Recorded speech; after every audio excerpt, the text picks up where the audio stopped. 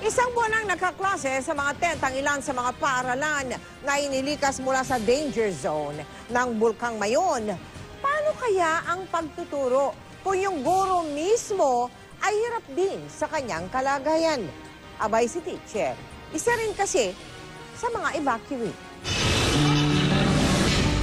Tagaktak na ang pawis si Teacher Emmy habang pinipilit na makipagsabayan sa kaliwat kanang ingay ng mga bata sa magkakatabing tent.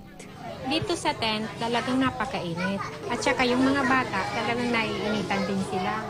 Ito ang mga temporary classrooms ng Lidong Elementary School sa bayan ng Santo Domingo. Ito ang Bicol Resettlement kung saan inilikas sa mga taga-barangay Lidong. Isa sa mga evacuee dito, si Teacher Emmy.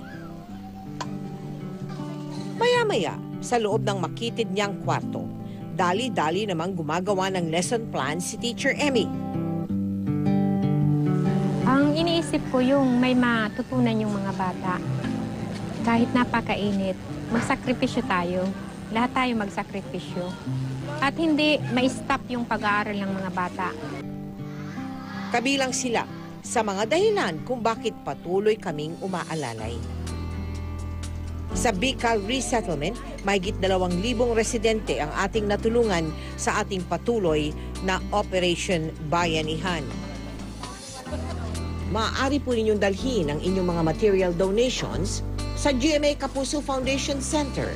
Para sa mga check at cash donations naman, naka-flash po sa inyong TV screen ang aming mga bank account.